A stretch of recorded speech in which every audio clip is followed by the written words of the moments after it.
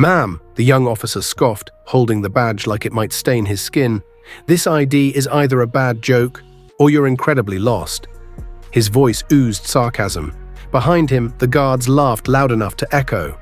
One leaned in and snorted, "Is this supposed to be a spy thriller?" They were amused, relaxed, drunk on their own authority. They had no idea they were already standing in the wreckage of their own certainty. The woman said nothing. Not a smile, not a blink, not even a breath. She stood still, worn jeans, plain t-shirt, weathered windbreaker. No weapon, no rank, just presence. A silence so sharp it could cut glass. She didn't argue, didn't explain. Didn't need to, just 3 words, "Scan it again." He rolled his eyes with performative arrogance, swiped the badge through the reader like he was swatting a fly. He expected red lights, alarms, laughter from the others. What he got was nothing. Then something worse. The scanner froze, blinked once, then again, and the world began to shut down. The screen went black, then every screen went black. Radios turned to static, phones dropped from the network, interior lights dimmed to a low, trembling blue.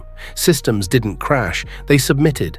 A low hum filled the air like something deep underground had just woken up. Then it appeared. A symbol, a golden blue sigil pulsing with heatless light. Not on file, not in any manual, not even whispered about in clearance briefings. One of the guards stepped back, whispering, "Is that real?"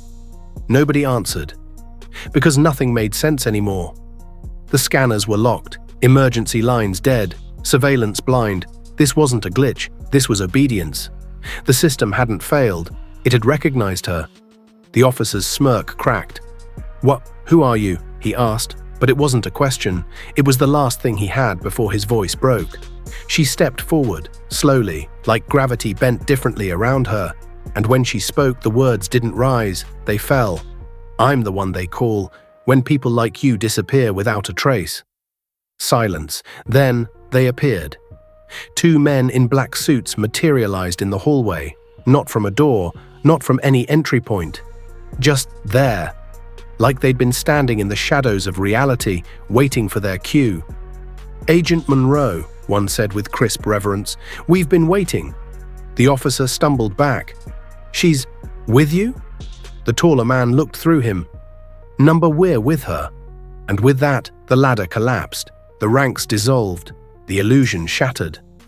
She didn't have clearance, she was clearance. Her badge wasn't for access, it was for control. It didn't open doors, it rewrote the hierarchy. She wasn't here to check in, she was here to shut it all down. As she moved deeper into the facility, walls reacted. Lights shifted with her breath, locks disengaged before her hand lifted. Systems went quiet. Doors bowed open like they remembered her from before protocols had names. 2 floors up, panic hit the surveillance core. "Her ID bypassed every level," one analyst choked, "even Omega." The other leaned in, white-knuckled.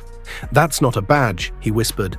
"That's a recall key, that's legacy code, before departments, before divisions, before us."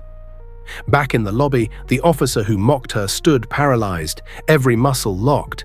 His ego melted down to nothing. He hadn't insulted a superior, he'd stepped on the throat of a ghost. One that still breathed. One of the guards whispered, "We," laughed at her. And no one spoke again. Because what entered that building wasn't a woman. It was a reminder. When someone walks in alone, unarmed, calm, and the entire system bows, you aren't witnessing power. You're witnessing origin. When a badge that old still works, it means the world hasn't caught up yet. She didn't belong in the system. She built the bones of it. No warnings, no violence, just presence. That's not authority, that's myth walking in daylight. And everyone in that room would feel it for the rest of their lives. There were no reports filed. There was no debrief. But every man who laughed carried the weight of her silence. They never forgot her face. And they never laughed again. Before you go, tell us where you're watching from. And if this story hit you like a freight train wrapped in thunder, subscribe, smash that like button, and type karma in the comments. Because somewhere, someone else is about to scan the wrong badge, and history is about to walk in.